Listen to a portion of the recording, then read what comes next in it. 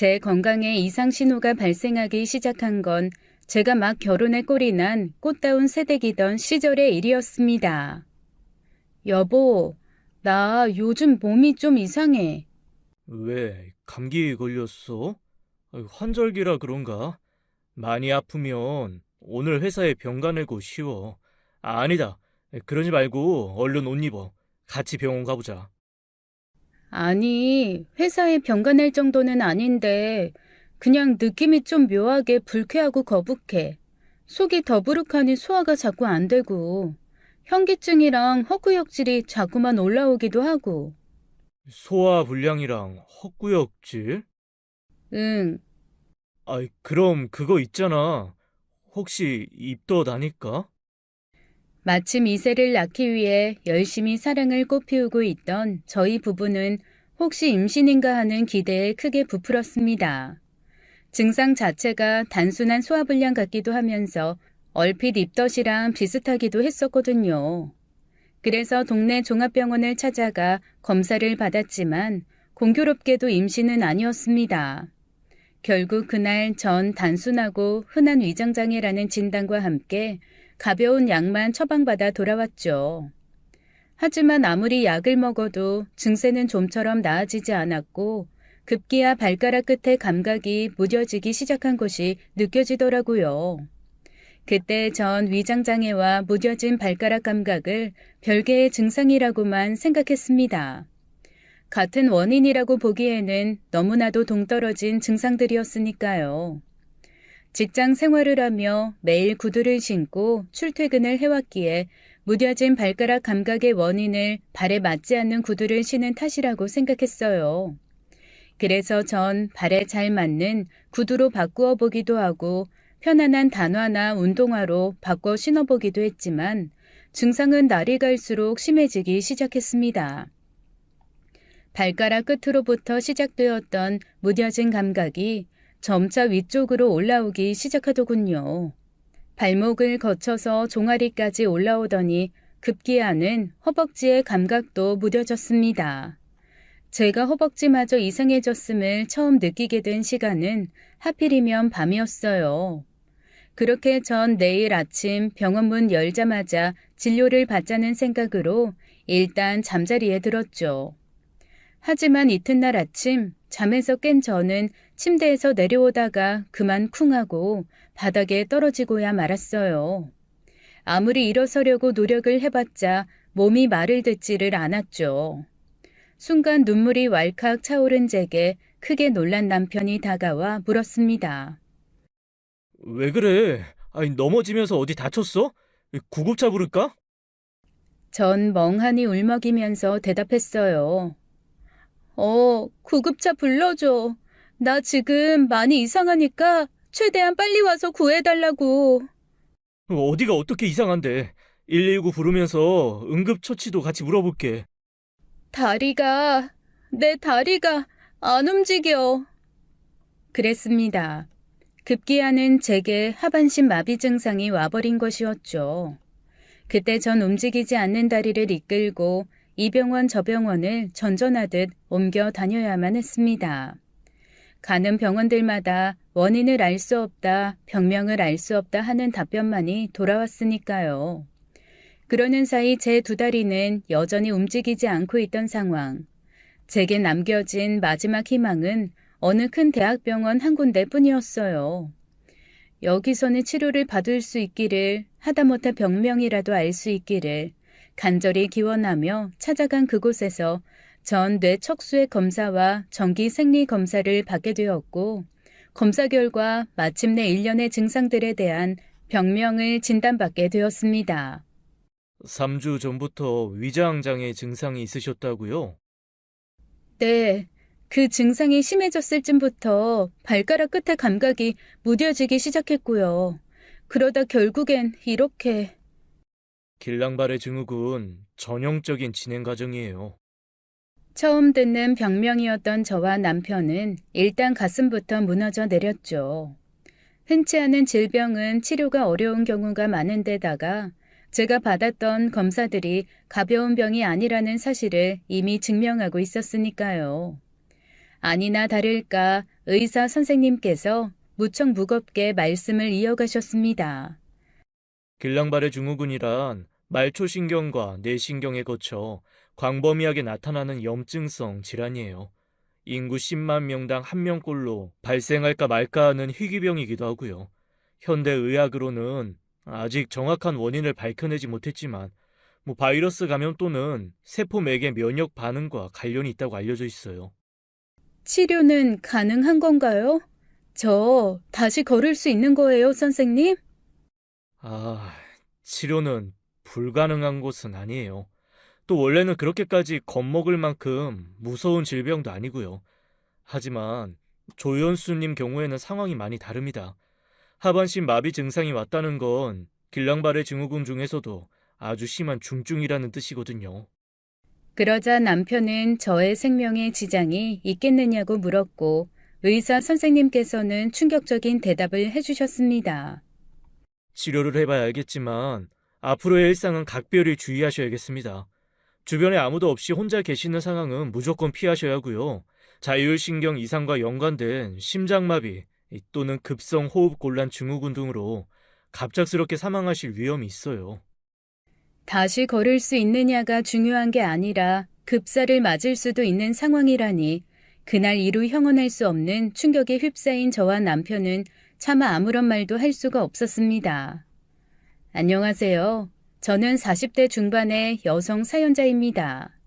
옛날 옛적 중국의 황제 진시황은 불로장생의 꿈을 이루기 위해 그 드넓고 광활한 중국 대륙을 전부 뒤지며 불로장생의 영약을 찾아다녔다고 하죠.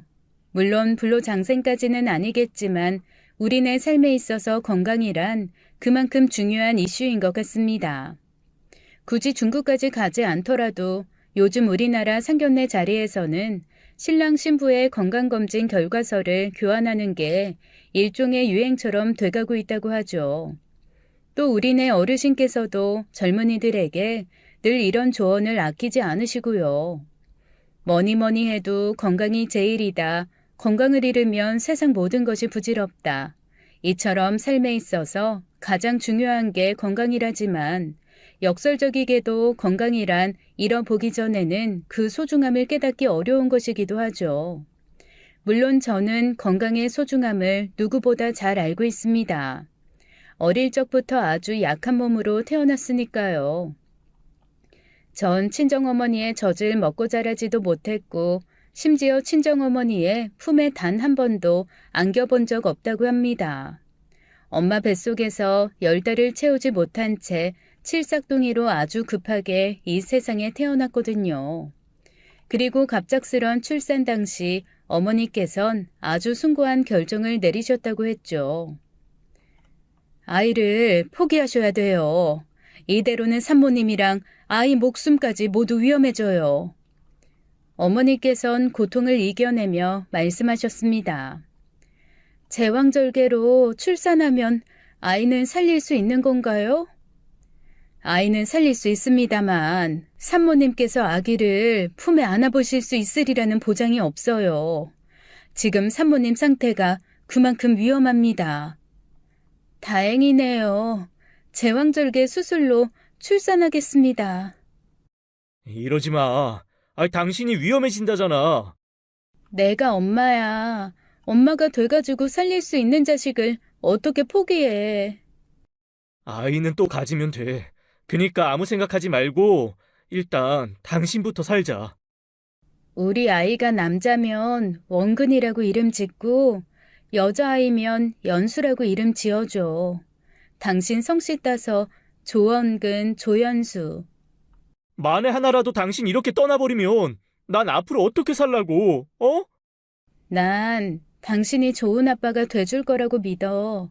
혹시나 만에 하나 내가 잘못되더라도 엄마 없는 빈자리 느끼지 않도록 모든 사랑을 쏟아서 우리 아이 구김살 없이 훌륭하게 잘 키워줘. 그 말에 아버지는 심장을 저며내는 심정으로 수술 동의서에 서명하셨어요. 제왕절개 칠삭둥이로 태어난 전 곧장 인큐베이터로 옮겨졌고 생명의 고비를 숱하게 넘겨낸 끝에 살아남을 수 있었습니다.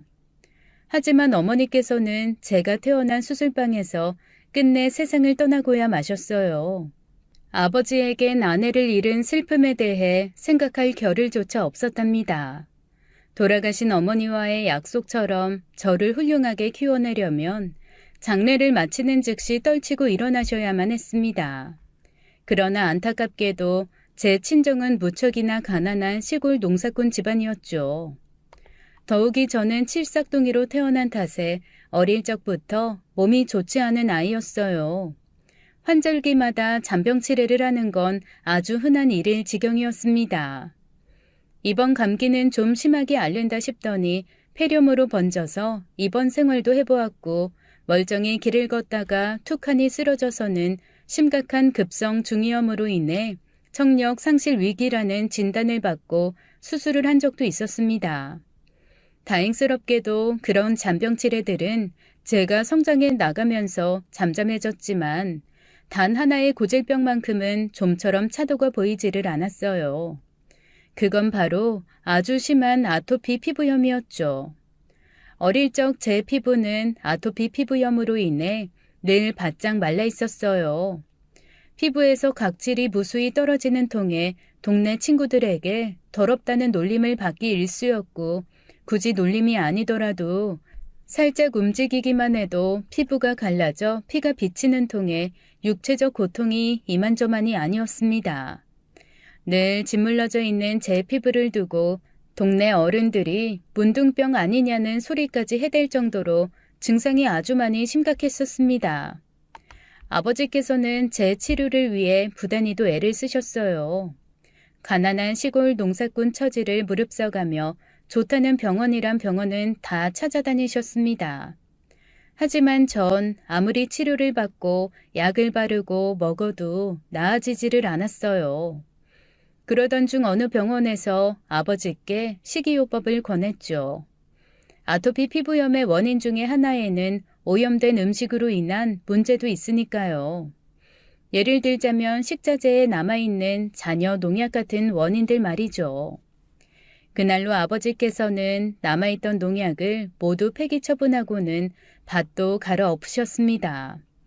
딸 자식인 제게 오직 건강한 음식만을 먹이기 위해 친환경 유기농 농사를 시작한 것이었어요. 하지만 그런 아버지를 두고 동네 아저씨들이 몰래 흉을 보기 일쑤였죠. 농사야 때마다 농약 잘 치고 비료 잘 주면 하늘이 알아서 잘 지어주는 것을 뭐 안다고 멀쩡한 밭을 갈아엎어가면서까지 천난리를 부릴까? 조씨 저 양반이 배가 덜 고팠는갑네 뭐. 아닌 말로다가 유기농이고 나발이고 누가 알아주기나요? 아니면 친환경으로 재배한 작물값을 더 쳐주기를요? 아니잖아. 어차피 농약 쳐서 키운 작물이랑 똑같은 가격에 내다 팔 거면서 무슨 고생을 저리 사서 하는지 원. 사실 정말 솔직히 말씀드리자면 아저씨들의 걱정은 그 시절 기준으론 딱히 틀린 얘기라곤 할 수 없었어요. 지금 세상이야 웰빙 열풍이 불어서 친환경 농작물이 대접받는다지만 요즘과 사회 분위기가 많이 달랐던 당시는 환경이니 건강이니 하는 가치보다는 그저 수확량을 많이 늘리기만 하면 장땡이라고 생각하던 시절이었으니까요. 따라서 아버지의 친환경 농법 초창기에는 별다른 성과 없이 실패만 거듭되는 상황이었습니다. 무엇보다 친환경 농법으로 키운 작물이라고 해서 가격을 더 많이 쳐주지도 않았죠. 더욱이 매년 실패만 거듭하는 바람에 줄어버린 수확량은 고스란히 적자로 돌아오기까지 했는데요. 하지만 아버지의 고생은 헛고생이 아니었습니다. 지독하리 많지 심했던 제 아토피 피부염이 농약 없이 건강하게 자란 채소들만 섭취한 덕분에 조금씩 차도를 보이기 시작했어요. 급기야는 제가 중학교에 들어갈 무렵부터 깨끗하게 나아버렸죠. 놀라움은 거기서 끝이 아니었어요. 아버지의 친환경 농법이 자리를 잡게 되어갈 무렵 대한민국에 웰빙 열풍이 불어 닥쳤습니다. 덕분에 친정의 경제 환경도 한층 안정되었고 덩달아 고향 마을 전체의 살림살이 또한 훨씬 나아졌죠. 마을 사람들이 제 아버지의 친환경 농법을 앞다투어 배워갔거든요. 또한 아버지는 그 공로를 인정받아 이장근호까지 뽑히게 되었습니다. 오직 자식사랑 하나만으로 일구어낸 기적들이라고나 할까요? 비로소 건강을 되찾은 저는 공부에 집중할 수 있었습니다. 명문대까지는 아니지만 지방 거점 국립대학교에 입학했어요.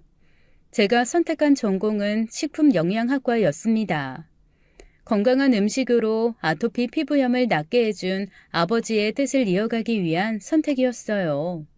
그리고 그 대학교에서 제 평생의 배필이 될 남자를 만나게 되었습니다. 그이는 아주 건강한 체육학과 학생이었습니다. 화창한 햇살을 받으며 구슬땀 흘리는 그의 건강함이 어찌나 아름답던지 전 그만 첫눈에 사랑에 빠져버렸지만 쉽게 다가갈 수는 없었어요. 인품마저도 참 반듯했던 그를 짝사랑하는 여학생들이 학교에 너무나 많았기 때문이었죠. 그랬던 제가 그이와 가까워지게 된 계기는 학교 축제였어요. 당시 저희 학과는 식품영양학과답게 건강한 음식이라는 주제로 막걸리를 간단하게 곁들일 수 있는 주점을 운영했습니다. 그곳에서 쓰이는 식자재들은 제 친정 아버지의 농장에서 조달했고요. 또한 그이는 신체가 재산인 체육학과답게 건강한 음식이라는 소리에 이끌려 제가 일하던 저희 식품영양학과에 주점을 방문했죠. 건강이라는 공통 관심사가 있었던 그이와 저는 빠르게 가까워져 연인이 되었고 대학 졸업 후에 사회인으로서 각자 자리를 잡은 뒤에는 마침내 결혼 준비를 하게 되었는데요. 결혼 허락을 받기 위해 처음 만나 뵌 시어머니는 분명 평범하지 않은 분이셨습니다. 형제는 어떻게 되니? 외동입니다. 제 친정 어머니께서 절 낳다가 돌아가시는 바람에 형제가 없어요. 전 제왕절개 칠삭둥이로 태어났고요. 그래? 그럼 난 이 결혼 반대다. 네? 너도 똑같이 안 되리라는 법 없잖니. 애 낳다가 혼자 죽어버리면 네 남편 호랍이 만드는 꼴이고 만에 하나라도 애 낳다가 아이랑 같이 죽어버리면 네 남편 가슴에 평생 잊지 못할 상처만 안겨버리는 꼴이 될 텐데 내가 미쳤다고 너랑 결혼을 허락하겠니? 엄마, 무슨 그렇게 무서운 말을 하고 그러세요? 넌 가만히 있어. 여자들 얘기에 사내놈이 끼어드는 거 아니다. 그렇게 그 일을 다그친 시어머니께서는 제게 다시 물으셨어요. 사돈 어른 쪽 형제 관계가 어떻게 된다니? 아버지는 남자 형제 육형제셨어요. 어머나, 육형제씩이나? 여자 형제는 하나도 없고? 네, 고모는 한 분도 안 계셔요. 제 친척 형제들도 다들 남자들밖에 없고요. 합격! 난 이 결혼 찬성이다. 네? 우리 쪽 집안이 대대로 아주 손이 귀한 집안이거든. 삼신 할머니께서 그런 우리 집안을 가엾게 여기셔서 너라는 선물을 보내주신 모양이다. 대대로 다산을 하는 데다가 특히나 사내들만 줄줄이 출산하는 집안의 딸인 너를 말이다. 두말 할 것도 없이 당장에 날 잡자꾸나. 대신 한 가지 약속은 해야 한단다. 애 낳다가 죽지 말렴. 난 우리 아들 호랩이 되는 꼴 절대로 못 보니. 참고로 나는 혼전 동거, 혼전 임신 아주 환영이다. 대이을 손주만 떡하니 낳아서 안겨주기만 하렴. 거기까지만 해도 큰 문제는 아니었습니다. 대이을 손귀한 집안이라는 사정쯤이야 주변에 가끔 보이는 사연이기에 특별하달 것까지는 없었고 시어머니께서도 말을 다소 함부로 하는 경향이 있기는 하지만 천성이 나쁜 사람 같아 보이지는 않았어요. 더군다나 저와 남편은 하루라도 빨리 아이를 낳아 부모가 되고 싶었기에 저에겐 손귀한 집안의 며느리라는 스트레스는 사실상 없는 것이나 다름이 없었죠. 문제는 저희 부부가 이세를 낳기 위해 열심히 사랑을 꽃피우던 무렵에 벌어졌습니다. 어릴 적 아토피 피부염이 완치된 이후로 지금껏 쭉 건강하게 지내왔었던 저에게 하반신 마비 증상이 닥쳐오더니 길랑발의 증후군이라는 희귀병을 진단받게 되었어요. 여기서 잠깐 제가 겪은 길랑발의 증후군에 대해 설명을 드리자면, 길랑발의 증후군은 일상생활 중에 근육이 갑자기 수축되거나 사지 마비 증상이 생기는 일종의 자가 면역 질환입니다. 인구 10만 명당 1명꼴로 발생할까 말까 하는 희귀병이기도 하죠. 보통 짧게는 6년, 길게는 1년 이내에 증상이 개선되고 대개 생명을 위협할 정도로 심한 경우는 아주 극히 드물다고 하는데요. 애석하게도 제 상태는 아주 많이 안 좋은 케이스에 들었습니다. 하반신 마비로부터 회복해 다시 걷게 될 수 있느냐가 중요한 게 아니라 병으로부터 목숨을 부지할 수 있느냐가 훨씬 중요할 지경이었죠. 급사를 맞을 수도 있는 상황이었거든요. 자율신경 이상과 연관된 심장마비 또는 급성호흡곤란 증후군 등의 사태로 인해 말이에요. 그런 상황에 놓인 제 심정은 그야말로 무너져 내린 상태였습니다. 혼자 남겨질지도 모르는 남편에게 너무 미안해 차마 얼굴을 보지도 못할 지경이었고, 종이와 펜만 보이면 지금 유서를 써놓을까 하는 생각이 자꾸만 떠오르는 바람에 저 스스로도 제가 무서워질 정도이기도 했어요. 반면 남편은 침착하게 대응했습니다. 패닉에 빠져있는 저 대신 저의 회사에 진단 내용을 알리며 휴직계를 내주었고, 얼마나 들어갈지 모르는 치료비에 대해서 그동안 들어두었던 보험의 보장 내용을 확인했죠. 무엇보다 남편이 가장 신경을 쓴 일은 제 곁에 함께 있어줄 사람을 구하는 것이었습니다. 하반신 마비 증상을 제외하면 당장에 간병이 필요한 상황까지는 아니었어요. 입원도 필요치 않아서 집에서 통원 치료를 받게 된 상황이기도 했죠. 그러나 제가 언제 갑자기 심장마비나 호흡곤란을 일으킬지 모르는 탓에 제 곁을 지키며 주시해줄 사람은 반드시 필요했습니다. 이에 남편은 시어머니께 제 곁을 지켜달라고 부탁을 드렸는데요. 연락을 받고 달려온 시어머니를 마주한 순간 전 정신이 아득해지고야 말았습니다.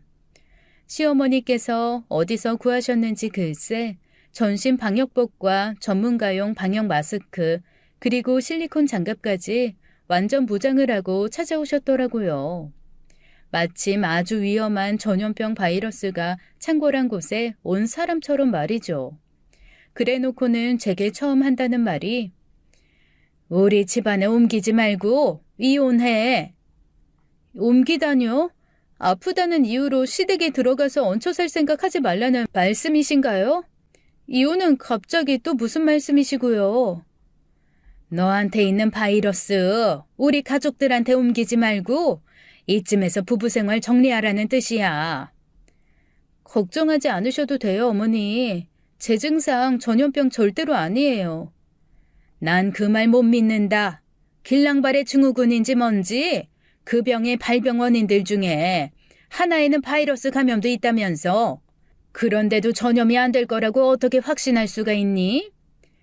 맞는 말씀이시긴 한데요. 당연히 병원에서 바이러스 검사했고 제 경우에는 바이러스 감염으로 인한 발병이 아니라는 진단이 분명하게 나왔어요. 제가 지금 이렇게 집에서 통환치료 받고 있는 게 전염성이 없다는 증거기도 하고요. 만약에 저한테 전염성이 있다면 병원에서 함부로 퇴원시키지 않았을 거잖아요. 격리병동에 격리시킨 채로 입원 치료 시켰겠죠. 안 그러세요? 그러나 제가 아무리 설명을 드려봤자 시어머니께서는 감염에 대한 걱정을 거두지 않으셨어요. 제 간병은 어떻게 되었냐고요? 설마 하니 해주셨을 리가 없죠. 그날 시어머니께서는 정말로 전염을 걱정한 나머지 제 남편을 시댁으로 데리고 들어가려고 오셨던 것이었습니다. 시어머니께서는 남편의 짐을 챙기기 시작하셨어요. 하지만 저에게 시어머니를 말릴 방법도 힘도 없었습니다. 하반신 마비 상태였던 데다가 급살의 위험까지 안고 있는 상황이었으니까요. 마침 퇴근한 남편이 시어머니를 말리면서 다행스럽게도 강제 분가를 당하는 상황까지는 면하게 될 수 있었습니다만 이후로 전 참으로 치사한 대접에 놓여버리고 말았죠. 시어머니께서 저를 평균 취급하기 시작하셨거든요. 이런 식이었어요. 시어머니께서는 저와 직접 대면하고 목소리로 대화를 나누려고 하지 않으셨습니다. 오직 문자 메시지나 전화 통화로만 이야기를 나누셨을 뿐이죠. 정 불가피하게 얼굴을 마주해야 하는 상황에서 그놈의 전신 방역복과 마스크를 꼭 착용하셨습니다. 또한 어쩌다 방역복을 착용하기 전에 저와 마주치게 되는 상황이 생길 때마다 늘 이렇게 비명을 지르셨어요. 가까이 오지 마라. 이 더러운 평균 덩어리야. 난 너처럼 희귀병 걸려서 휠체어 신세지기도 싫고 언제 죽을지도 모르는 신세 되기도 싫어.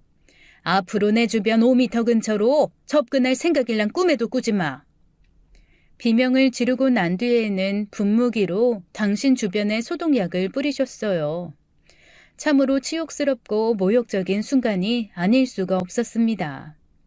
하지만 방금 말씀드린 치욕스럽고 모욕적인 병균 취급은 제가 당했던 일들 중에 빙산의 일각에 불과하며 차라리 약거였던 축에 드는 것일 뿐이었어요. 지금 다시 생각해도 분노가 치솟는 것, 시어머니께선 저희 부부를 진심으로 이혼시키려고 했다는 사실이었습니다. 그리고 시어머니께서 이혼의 성사를 위해 선택한 첫 번째 수작은 남편과 저를 이간질시키는 것이었어요. 제가 한창 병치레를 앓던 어느 날이었습니다. 시어머니께서 난데없이 전화를 걸어오셨어요. 예, 며느라, 너 맨날 타고 다니던 차 있잖니. 나 이번 주 중에 그 차 하루만 빌려 타자꾸나. 제 차를요? 어차피 넌 하반신 마비 때문에 운전 못하잖니. 사람들한테 바이러스 전염시킬 걱정 때문에라도 집 밖으로 나와서도 안 되고. 전염성 아니라니까요. 그건 너 혼자만의 주장일 뿐이라고. 난 못 믿는다고 몇 번을 말하니? 아무튼 간에 차 좀 빌려 쓰자꾸나. 내 차는 정비소 들어갔어. 술이 마치고 나오려면 한 며칠은 걸린다더라. 절 계속 전염병 환자 취급하시면서 차는 무서워가지고 어떻게 빌려가시려고요. 어머님 생각대로 제가 진짜 전염병 환자라면 제가 지내던 공간이나 만졌던 차에도 바이러스가 묻어있을 건데 그런 차 빌려가시면 어머님도 감염되시는 거잖아요. 내가 알아서 소독 철저하게 한 뒤에 이용하도록 하마. 그럼 빌려주는 걸로 알고 차키는 소독약으로 깨끗하게 닦아서 너네 집 현관 밖에 내놓으렴. 전 그냥 시어머니께서 바라는 대로 차키를 현관 밖에 내놓았죠. 전염병이네 아니네 하며 시어머니랑 입씨름할 기운도 없었으니까요.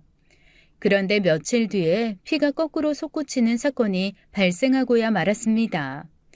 퇴근하고 돌아온 남편이 제게 웬 휴대폰 사진 몇 장을 보여주더라고요. 이 사진 좀 봐봐. 엄마가 몇 달을 고민 속앓이만 해오다가 나 위해서 아주 어렵게 보내는 사진이라는데 이게 어떻게 된 일이야? 영문 모르는 채로 얼떨결에 사진을 들여다본 저는 경악했습니다. 제 차가 러브호텔 주차장에 주차되어 있는 사진이었거든요. 설명 좀 부탁할게. 당신을 일부러 의심하자는 건 아니지만 이렇게 사진이 있는 이상 확인이 필요해서. 시어머니의 목적이야 너무 뻔한 일이었죠. 저를 외간 남자와 러브호텔이나 들락거리는 더러운 여자로 만들어서 이혼시키려는 거. 이에 저는 수치심을 무릅쓰고 그 사태에 대해 설명해야만 했습니다. 아무래도 어머님께서 우리를 진심으로 이혼시키고 싶으신 모양이다. 이거 나 불륜녀로 몰아가려는 수작이야. 수작이라니? 며칠 전에 어머님께서 내 차 빌려가셨어. 그때 찍은 사진이겠지. 엄마 말로는 며칠 전이 아니라 몇 달 전에 찍은 사진이랬다니까? 내 말 잘 생각해봐봐 여보. 나 하반신 마비 와서 운전 못하게 된 지가 벌써 6개월째야. 즉 어머님 말씀대로 그 사진이 진짜라면 최소한 6개월 전에 찍힌 사진이라는 뜻인데 지금은 한여름이고 사진 속의 러브호텔 주차장 배경 잘 보면 똑같이 한여름이야. 불과 얼마 전에 찍은 사진이란 얘기잖아. 그렇게 전 시어머니의 첫 번째 수작을 이겨낼 수 있었고 남편은 낳아주신 친어머니를 향한 첫 번째 실망에 빠져들었는데요. 물론 시어머니의 수작은 거기서 끝이 아니었습니다. 시어머니는 이번엔 제가 아닌 남편 쪽을 공략하기 위해 나섰죠. 그 방법은 바로 미인계였어요. 시어머니께서 제 남편을 시댁 거실에 불러다 앉혀놓고는 웬 여자들의 사진과 이력서들을 보여주며 이렇게 말씀하셨다더라고요. 우리 개모임 회원 중에 강남서 솜씨 좋기로 유명한 마담 뚜가 하나 있거든. 그 마담 뚜 통해서 얻어온 네 재혼 자리란다. 엄마, 자꾸 이럴래요? 아무리 이러셔봤자 저 그 사람이랑 이혼 안 해요. 아니, 넌 걔랑 무조건 이혼해야 돼. 우리 가족한테 희귀병 옮길 수도 있는데다가 어쩌다가 운 좋게 치료된다고 쳐도 사실상 임신을 해서는 안 되는 몸이 돼버릴 거 뻔하잖니. 함부로 임신해서 애 낳았다가 희귀병이 유전이라도 되면 그날로 너랑 내 팔자 망치는 거야, 인서가. 남편은 제 병은 전염병도 아니고 유전되는 병도 아니라고 목을 높여 항변했지만 시어머니께서는 귀등으로도 듣지 않은 채로 여자들의 사진을 제 남편의 눈앞에 흔들며 말을 이어가셨습니다. 보렴, 이 여자들도 재혼하는 입장이라 우리 아들이 꿀릴 거 하나 없다. 그 병 걸린 애랑 깔끔하게 이혼만 해버리면 이렇게 젊고 예쁘고 능력도 괜찮은 새 여자랑 살 수 있는 거야. 이래도 언제 죽을지도 모르는 개 하나만 계속 붙들고 늘어질래? 바보처럼. 더는 듣고 앉아있을 수가 없던 남편은 자리를 박차고 나가버렸습니다. 하지만 시어머니께서는 단념하지 못한 모양이었어요. 이튿날 남편이 출근한 시간을 틈타 방역복을 갖춰 입은 채로 저를 찾아오셔서는 남편에게 보여주었던 것과 같은 여자들의 사진과 이력서를 제게도 보여주시더군요. 어떠니? 어느 모로 보나 너보다 좋은 여인들이야. 특히 이 여자들은 희귀병 걸린 너보다 훨씬 건강하고 대를 이을 멀쩡한 손주들을 낳아줄 수 있다 이 말이야. 반면에 너는 희귀병 유전시킬 위험도 있고 우리 아들을 진정으로 사랑한다면 이쯤에서 놓아줘라. 물은 모든 병의 근원은 마음에 있다고 했던가요? 이후로도 시어머니의 이혼을 위한 해괴한 짓거리가 계속 이어지자 스트레스가 극에 달한 저의 상태는 빠르게 악화되어 갔습니다. 그러다 급성 호흡곤란 증세를 일으키며 응급실로 실려가게 되었는데요. 제가 얼핏 정신을 차렸을 무렵은 마침 시어머니께서 응급실에 도착하던 때였습니다. 그날 전 시어머니께서 도착하시자마자 남편에게 하셨던 말씀이 아직도 귀에 서네요. 뭐야, 네 처 아직 살아있니? 그럼 진작 말하지 그랬어. 난 죽은 줄 알고 신나서 달려왔는데. 괜히 비싼 택시비 들여가며 헛걸음했잖니. 엄마, 지금 그게 할 소리예요? 저 사람이 지금 왜 저렇게 누워있는데요? 엄마 때문에 스트레스 받아서 쓰러진 거잖아요. 그래놓고 미안하다 잘못됐다 사과는 하지 못할 망정. 뭐야, 네 처 아직 살아있니? 라고요? 저 사람 이대로 잘못되면요. 저라고 멀쩡하게 살아갈 수 있을 것 같으세요? 물론 아내 떠나보낸 가슴이야 많이 아프겠지. 그런 자식 지켜볼 수밖에 없는 내 마음도 덩달아 미어져 나갈 테고. 근데 가만히 다시 생각해보면 이혼보다는 사별이 훨씬 괜찮겠다는 생각이 드는 건 어쩔 수 없구나. 너도 한번은 생각해봐. 이혼보단 사별이 재혼하는데 훨씬 유리하지 않겠어? 우리 집안 대이어줄 손주를 희귀병 환자한테 얻는 것보단 건강한 처자한테 재혼해서 얻는 쪽이 훨씬 바람직하기도 하고. 엄마 말 어디 한마디라도 틀린 거 있니? 그때 전 마음속으로는 격분했지만 몸이 말을 듣지 않았습니다. 그래도 다행이었던 건 굳이 제가 화를 낼 필요는 없다는 점이었죠. 남편이 시어머니에게 맞서서 제 편을 들어주었으니까요. 그놈의 이혼! 제발 그만 좀 하세요. 전염병 아니고 태어날 아이한테 유전되는 병도 아니라고 몇 번을 설명해야 믿어주실 거냐고요. 어머, 얘 좀 봐라. 너 지금 꼴랑채 하나 때문에 엄마한테 큰 소리 내는 거니, 지금? 그럼 제 입에서 좋은 소리 나오게 생겼어요, 지금? 왜 자꾸 실망스러운 모습만 보여주시느냐고요. 자꾸 이러시면 엄마 얼굴 보고 살기 힘들어집니다, 저희. 아시겠어요? 그래서 꼴랑 여자 하나 때문에 엄마랑 의절이라도 하겠다는 거야? 정신 차려 이거사. 난 널 낳아준 핏줄이고 쟤는 갈아치우면 그만이네야. 네, 차라리 그냥 의절하겠습니다. 엄마 안 보고 사는 쪽이 제가 엄마한테 더 이상 실망하지 않을 수 있는 유일한 길이고 엄마로부터 와이프 지킬 수 있는 유일한 길인 것 같네요. 앞으로 저희 곁에 얼씬도 하지 마세요. 그런 남편의 보호 덕분에 전 몹쓸 시어머니 걱정 없이 지낼 수 있게 되었습니다. 또 그 덕분에 치료에 집중할 수 있게도 되었죠. 물론 치료 과정은 절대로 쉽지가 않았어요. 정확히는 희귀병 질병이기에 정해진 치료법이라는 게 사실상 없었던 겁니다. 그래서 제 증상을 보아가며 그때그때 맞는 치료법을 고안에 적용해야만 했어요. 고통스러운 혈장분리 반출술을 통해 혈액 안의 독소를 제거해보기도 하고 면역 글로불린 주사라는 것을 맞아보기도 했으며 진통제와 스테로이드는 상시로 달고 살다시피 했습니다. 때로는 상태가 악화되어 인공호흡기에 호흡을 의지해야 하는 일도 생겼고요. 그렇게 고된 치료에 하루하루 지쳐가던 어느 날 곤히 잠들어 있던 제 꿈에 처음 보는 여인 한 명이 나타나더군요. 전 그 여인이 절 낳다가 돌아가신 제 친정어머니의 모습이라는 사실을 직감적으로 느낄 수가 있었습니다. 그리고 그 여인 앞에 선 제 모습은 어린 아이의 모습이었죠. 엄마? 엄마 맞죠? 그래, 내가 우리 연수 낳아준 엄마란다. 근데 왜 이제서야 왔어요? 아빠가 혼자서 얼마나 힘들었는데요. 내가 엄마를 얼마나 보고 싶었는데요. 같이 있어주지 못해서 미안해. 하지만 엄만 하늘나라에서 우리 연수를 늘 지켜보고 있었어. 절 보고 있었어요? 그럼 당연하지. 우리 연수가 얼마나 훌륭한 어른이 되었는지, 또 아픈 병을 얼마나 씩씩하게 이겨왔는지도 엄마는 다 알고 있는걸. 고생은 이제 거의 다 끝났으니까 앞으로 조금만 힘내서 더 버텨주렴. 엄마가 이렇게 응원할게. 사랑하는 우리 딸 연수 파이팅. 전 그날의 꿈을 이렇게 생각해요. 친정 어머니께서 제 병을 낫게 해주기 위해 잠시 다녀갔던 곳이라고.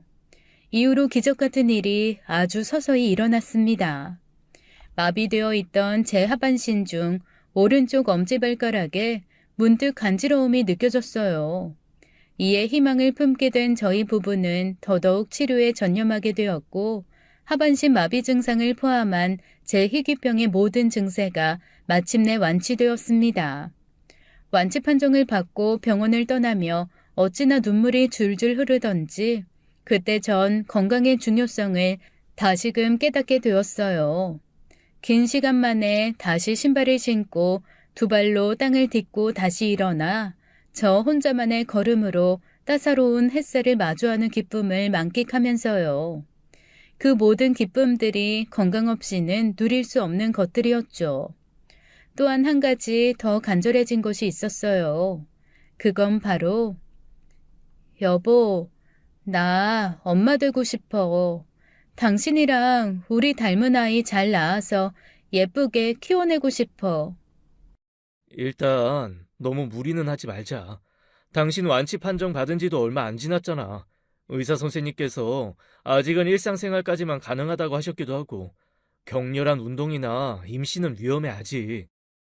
임신과 출산을 위해서는 몸 상태를 온전하게 회복시키는 것이 급선무였습니다. 그러기 위해서 저희 부부는 제 친정아버지가 계시는 고향마을로 내려갔어요. 그곳에서 고향마을의 좋은 공기와 친정아버지의 유기농 식단을 통해 몸을 추슬렀죠.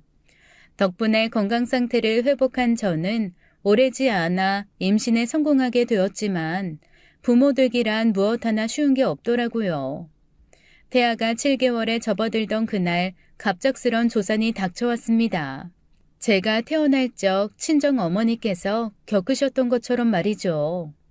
구급차를 타고 병원으로 달리는 내내 제 머릿속에는 과거 아버지께 들었던 이야기가 맴돌았습니다. 저의 목숨을 구하기 위해 자신의 생명을 던져 제왕절개 수술을 선택했던 친정 어머니의 이야기였죠. 병원에 도착해 산통을 겪으면서 저는 어머니께서 어떻게 그렇게 숭고한 선택을 할 수 있었는지 이해하게 되었습니다. 저도 같은 마음이었으니까요. 여보, 잘 들어. 얼마든지 말만 해. 혹시라도 나랑 애기 둘 중에 하나만 살 수 있는 상황이 온다면 주저하지 말고 아기를 선택해. 난 이 세상에 우리가 사랑했다는 증거를 남겨두고 떠나는 것만으로도 충분히 행복하니까.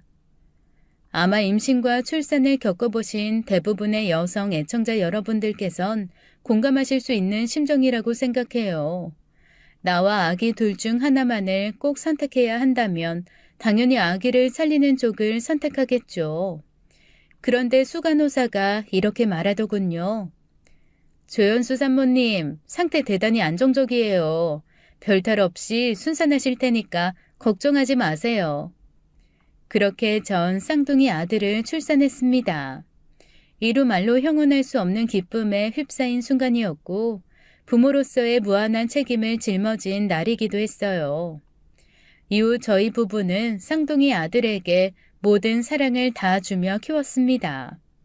두 아들은 제 고향 시골 마을에서 자유롭게 뛰놀고 친정 아버지의 친환경 건강식을 먹으며 튼튼하게 잘 자랐죠.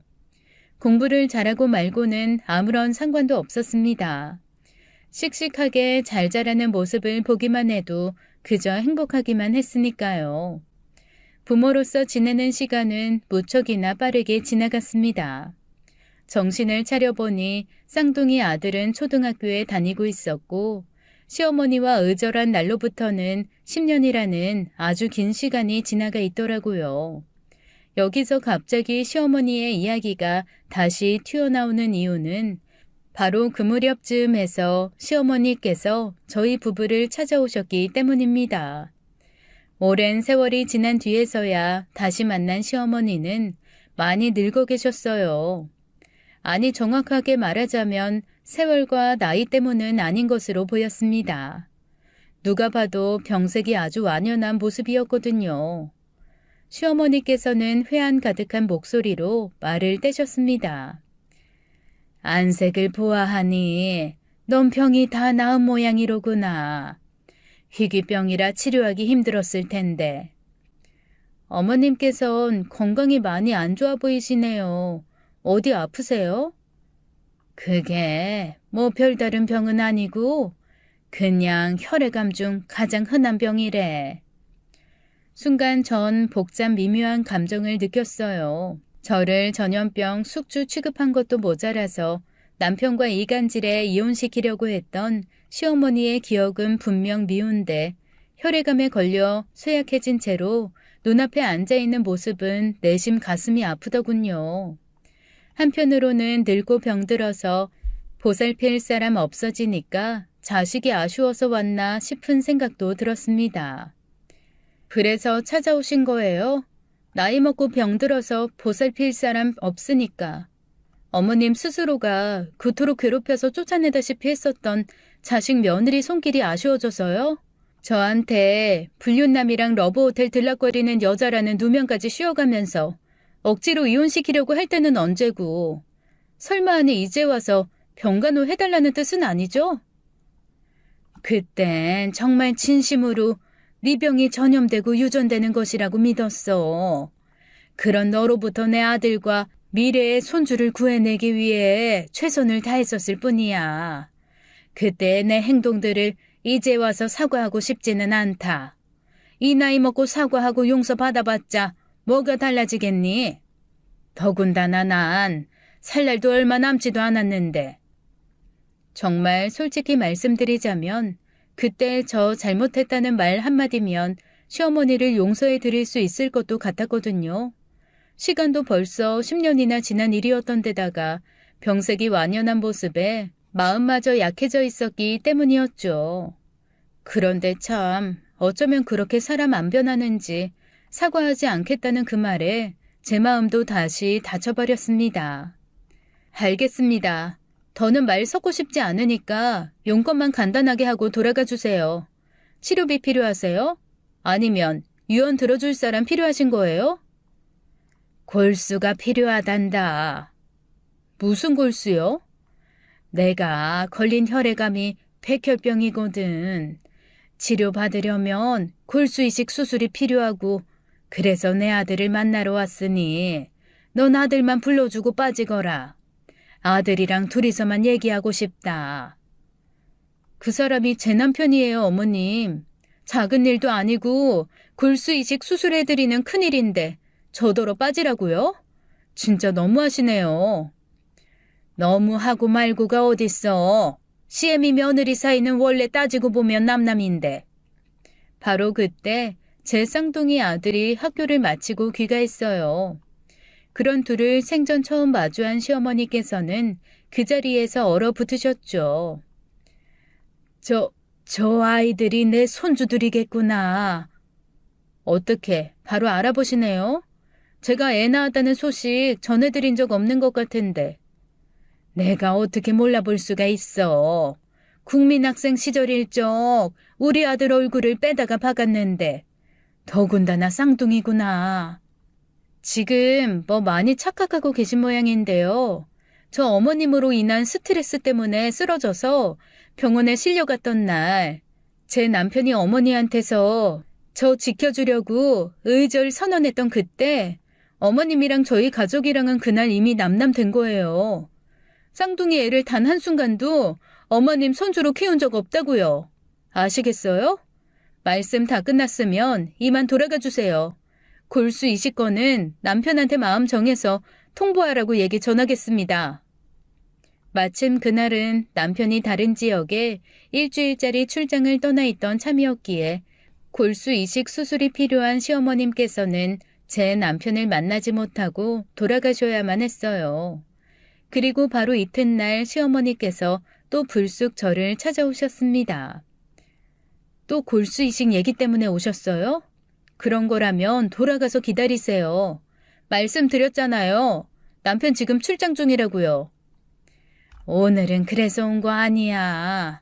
밤새 우리 쌍둥이 손주 얼굴이 아른거려서 왔어. 애들 좀 한번 만나게 해주려무나.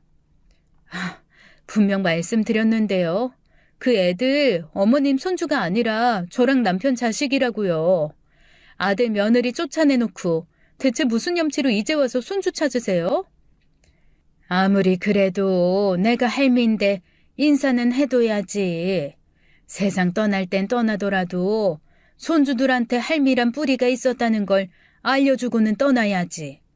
그러니 이렇게 부탁한다. 한 번만 만나보게 해주렴. 그런 시어머니를 한참이나 물끄러미 바라보던 제 머리에 문득 한 가지 희망이 스쳐 지나갔습니다. 이에 저는 그 희망이 어슴푸레하게 보여준 방법 그대로를 따라서 인생 최대의 복수를 시작했고 과거 제 희귀병을 전염병 취급했던 시어머니의 행동을 똑같이 되돌려주기 시작했죠. 어머님, 건강 안 좋으시다면서요. 백혈병이랬나? 그럼 일단 제 주변에서 5m 밖으로 떨어지세요. 백혈병 옮을지도 모르니까요. 너네가 무슨 말을 그렇게 하니? 백혈병이 전염병 아닌 거 몰라서 이래? 저 그 말 못 믿어요. 백혈병 원인 중 하나에는 바이러스가 있을 수도 있으니까요. 암은 바이러스성 질병 아니야. 암 환자들이 얼마나 많은데 만약 바이러스성 전염병이었다면 대한민국 인구 절반 정도가 암에 걸려 있어야겠지. 글쎄, 그건 어머님 생각이시고요. 아무튼 간에 전 어머님이라는 병균으로부터 저희 가족 지켜야겠네요. 쌍둥이 아들 만날 생각하지 마세요. 백혈병 옮으면 어떡해요. 남편한테도 골수이식 그거 하지 말라고 할 거예요. 골수이식 하러 갔다가 백혈병 옮아버리면 억울하니까. 그런 제 황당한 말에 시어머니께서는 황당해 하시면서도 일단 되돌아가셨습니다만 그래놓고도 쌍둥이 손주가 보고 싶어 자꾸 눈에 밟히는지 매일 저희 동네를 찾아와 쌍둥이를 먼 발치에서 바라보며 돌아가더군요. 전 그런 시어머니의 모습에서 제 인생 최대의 복수가 성공으로 되어가고 있음을 느꼈습니다. 제 인생 최대의 복수란 받은 대로 똑같이 되갚아주는 눈에는 눈, 이에는 이 작전을 통해 시어머니에게 과거 당신의 잘못을 깨닫게 만들어 스스로 사과하도록 만드는 것이었어요. 그 과정에서 필요한 것이 바로 두 손주를 향한 할머니의 모정이었죠. 쉽게 바뀌지 않는 사람을 갱생시킬 수 있는 가장 큰 힘은 바로 사랑일 테니까요. 그래서 전 시어머니를 일부러 전염병 환자 취급하며 쌍둥이에게 접근하지 못하도록 원천 차단했었던 것이었습니다. 그 짧은 며칠이 시어머니께는 아마 억만년 같은 지옥 불구덩이 속이었을 거예요. 그토록 오매불망 원하던 손자를 지척에 둔 채로 다가서지 못하는 애달픈 속마음이 지옥불과 같은 고통이 아닐 수가 없을 테니까요. 역시나 효과는 대단했습니다. 시어머니께서는 결국 제 앞에 달려와 무릎을 꿇었어요. 순간 전 이제 됐다 싶었지만 이를 확실하게 마무리 짓기 위해 마지막까지 만전을 기했습니다. 그래서 전 잠시 방으로 들어갔다가 전신 방역복을 입은 채로 시어머니 앞에 다시 마주섰죠. 너 그 옷은... 기억나시는 모양이네요. 맞아요. 어머님이 희귀병 앓고 있던 저를 병원균 취급하면서 매번 입으셨던 방역복이죠. 지금은 어머님이 바이러스니까 제가 이렇게 입어봤어요. 그리고 만약 쌍둥이 손주를 만나게 해드린다고 쳐도 어머님은 두 손주 얼굴은 보지도 못하실 거예요. 손도 잡지 못하실 거고요. 제 아들들도 전신 방역복을 입은 채로 마스크로 얼굴을 가리고 실리콘 장갑도 끼고 있을 테니까요. 그러자 잠시 생각에 잠긴 시어머니께서는 이내 오열하며 말씀하셨습니다. 그때 나한테 당하던 네 기분이 이런 기분이었구나. 더럽고 치사했겠어. 그것뿐이겠어요? 남편과 전 가족인데 그런 가족을 억지로 떼어놓으려고 했던 어머님이 마치 악마처럼 느껴지는 날도 있었어요. 아니야. 악마처럼 느껴진 게 아니라 그때 난 악마 그 자체였어. 손주들을 내게서 어떻게든 떼놓으려고 애쓰는 네 모습 보면서 너무나도 절실하게 깨달았단다. 하긴 내가 그래서 백혈병이라는 중병에 걸린 모양이지. 하늘이 내게 천벌을 내리신 게야. 난 벌받아도 싼 년이다. 그럼. 시어머니께서는 이후로 한참을 더 목 놓아 오열하시며 자신의 지난 잘못을 반성하셨습니다. 그리고 제가 마침내 시어머니께 미소 지으며 손을 내밀었어요. 얼른 잡고 일어나세요. 이제 그만 우시고요. 사랑하는 손자들 처음 만나는 자리에 퉁퉁 부은 눈으로 나서실 거예요? 내가 진짜 손주들을 만나도 괜찮을까? 솔직히 말씀드리자면 오늘의 반성 한 번으로 어머님의 지난 허물 모두 덮어드리겠다고 약속은 못 드려요. 대신 어머님의 잘못은 저 대신에 쌍둥이들한테 갚으세요. 쌍둥이들한테 세상 둘도 없이 좋은 할머니가 되어드리면 저도 더는 어머님 원망하지 않을게요. 그렇게 전 쌍둥이 아들에게 할머니를 소개시켜 주었습니다. 남편은 출장에서 돌아오는 즉시 골수이식 검사를 받고는 오래지 않아 시어머니의 백혈병 치료를 위해 골수를 나누어 주었어요.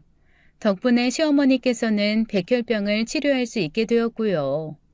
제 인생 최대의 복수 덕분에 과거의 잘못을 아주 단단히 반성하셨던 모양인지 시어머니께서는 남은 여생을 좋은 어머니이자 시어머니 그리고 할머니로서 살아가셨습니다.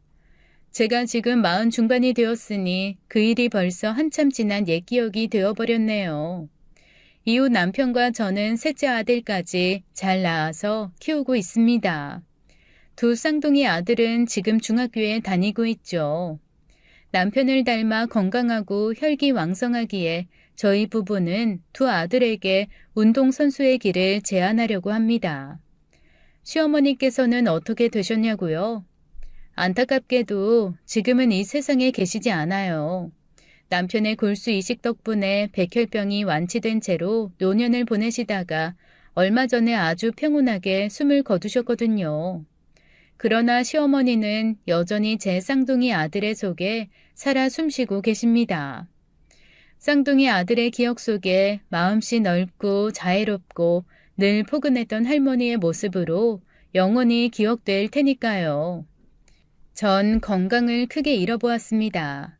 어릴 적에는 각종 잔병 치레도 모자라 문둥병 아니냐는 소리를 들을 만큼 지독한 아토피 피부염을 겪었어요.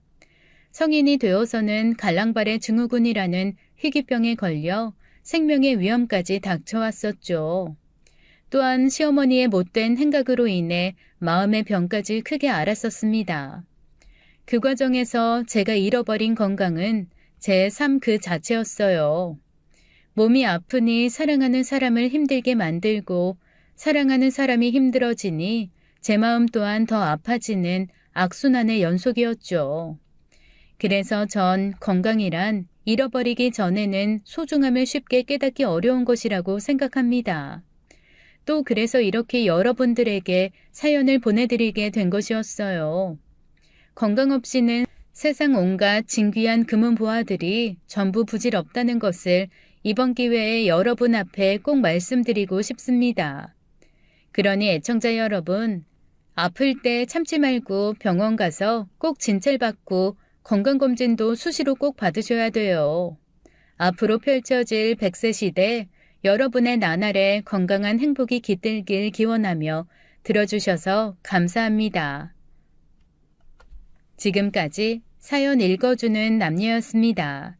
끝까지 시청해주신 여러분 감사드리며 저희는 다음 사연으로 돌아올게요. 감사합니다.